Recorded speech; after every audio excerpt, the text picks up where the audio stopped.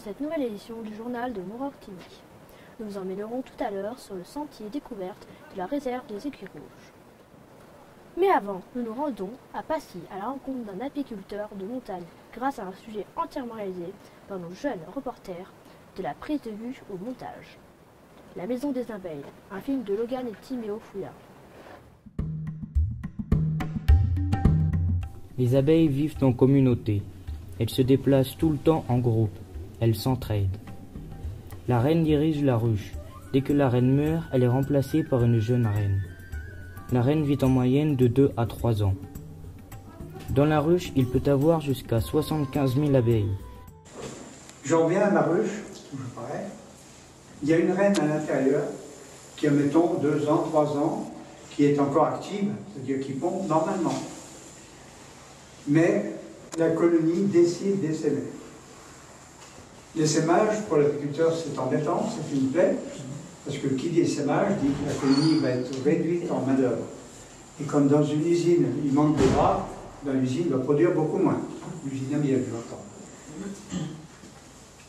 Donc la reine est toujours à l'intérieur, malgré qu'elle soit encore efficace. Les ouvrières vont fabriquer des reines.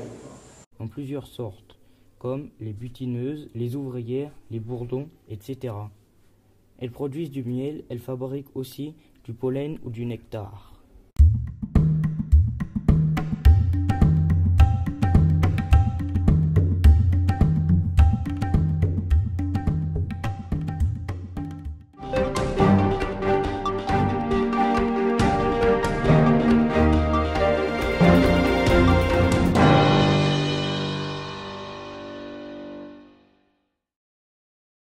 Dans une réserve naturelle.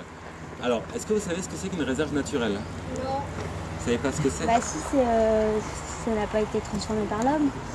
Voilà, ça a peut-être été avant, mais en tout cas ça l'est plus maintenant. C'est exactement ça. C'est pour protéger en fait un endroit qui est particulièrement intéressant parce qu'il y a des animaux intéressants, il y a des plantes intéressantes et que tout ça on voudrait le préserver. Du coup, c'est d'abord pour ça que qu'on crée une réserve naturelle et puis on en profite pour faire des recherches sur les animaux, sur les plantes et pour faire découvrir ça à tout le monde. Donc là vous avez de la chance parce que des choses ne sont pas forcément faciles à voir dans la nature si vous n'êtes pas dans une réserve naturelle. On va pouvoir voir plein de trucs là du coup qui se met dans une réserve. Vous me suivez? L'épicéa, en fait, pour le distinguer du sapin, c'est très très simple. Vous avez plusieurs techniques. Déjà au niveau des aiguilles, là vous voyez, elle a des aiguilles tout autour de la tige. Ça fait comme une brosse, si on regarde. Alors qu'en fait le sapin, ça fait comme un peigne. Il a vraiment une aiguille qui part de chaque côté, c'est tout. C'est tout plat en fait la branche de sapin. Donc là on sait tout de suite que c'est un épicéa. Et puis il y a une autre façon, mais là il n'y a pas les cônes donc d'épicéa. Ils y sont pas, mais il y a une autre façon très simple de le savoir, c'est qu'en fait les cônes d'épicéa, ils vont pousser vers le bas. Là d'ailleurs il y a peut-être des petits restes, ils vont pousser vers le bas, alors que les cônes de sapin, ils poussent toujours vers le haut. Donc si vous voyez un grand arbre comme ça, même de loin, et qu'il y a des cônes vers le haut, vous savez que c'est un sapin. Ça c'est sûr. Et en fait, il faut savoir que ce qu'on a généralement à Noël pour le sapin de Noël, c'est quasiment toujours un épicéa en fait. En fait, ça a une forme vraiment triangulaire, une belle forme comme les sapins de Noël, alors que les sapins ont une forme beaucoup plus aplatie, moins spectaculaire en fait.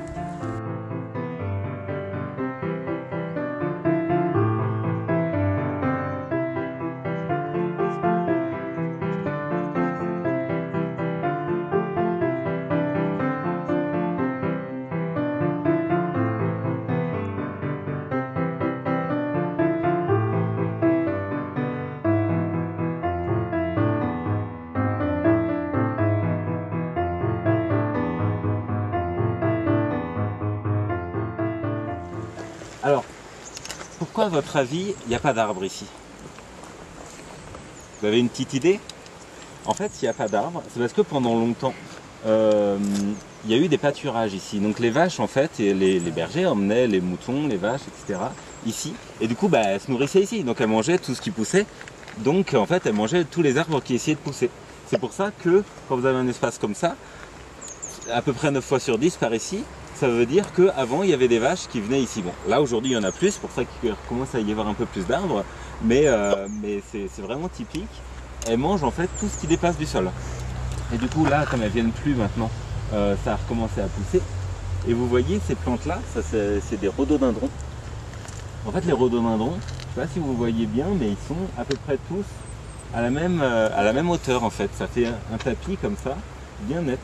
Et pourquoi en fait? Parce que c'est des plantes, ici il y a de la neige l'hiver, et du coup c'est des plantes qui supportent pas la neige. Lui il garde ses feuilles toute l'année, et du coup l'hiver il peut pas survivre s'il y a trop de gel. Alors du coup il va pousser en fait uniquement pour la partie qui est sous la neige. Parce que la neige en fait ça isole du froid, donc en fait ça l'empêche de geler. Et du coup il va pouvoir survivre, mais uniquement pour la partie sous la neige. C'est pour ça qu'en fait c'est très lisse. Tout ce qui dépasse de la neige sera entièrement rasé par le gel en fait. Et du coup c'est sympa parce que ça nous permet de voir exactement où venait la neige l'hiver dernier, quoi. Donc on sait que la neige elle s'arrêtait là. Elle s'arrêtait là. Les manger. En fait celle-là c'est des myrtilles. Oh yeah, je vous l'avais dit. Ça ressemble Ouais. quoi? Alors, tu la vois la myrtille? Et là c'est vraiment intéressant en plus parce que en fait il y a la myrtille. Alors ça donne, vous savez, les myrtilles, c'est des petites baies noires qu'on peut manger comme ça. Bon là, il n'y en a plus tellement en ce moment, mais sinon, quand on se balade comme ça, on peut très bien les manger. Il faut simplement éviter qu'elles soient trop basses, parce que si elles sont basses, il y a des chances qu'il y ait des animaux, par exemple, qui soient passés, qui éventuellement fait pipi dessus, etc. Mais sinon, il n'y a pas de souci si elles sont un peu hautes. Et en fait, ça, avec la tige verte, c'est la myrtille. Et juste à côté, avec la tige marron, ça ressemble énormément, on croit que c'est la même chose, c'est pas très loin. En fait, ça s'appelle l'érelle des marais. Et ça se mange aussi, mais c'est beaucoup moins bon. C'est une plante qui ne pousse que là où les animaux ont fait caca. C'est vraiment... elle adore le caca des vaches. Donc...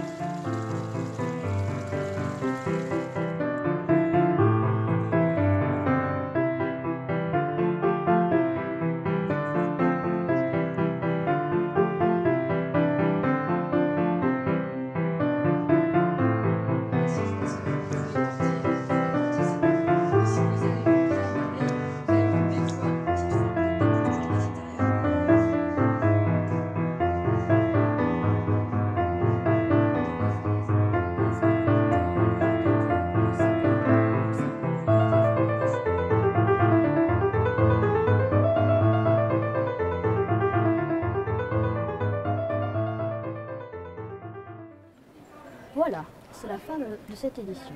Nous espérons que vous avez aimé cette promenade de sentier et que vous la partagerez sur nos réseaux sociaux. Demain, nous découvrirons comment les chamoniards vivaient autrefois avant que leur ville ne devienne la capitale de l'alpinisme. Merci de nous avoir suivis et n'oubliez pas de vous abonner à la chaîne pour avoir des alertes régulières. Très bonne soirée.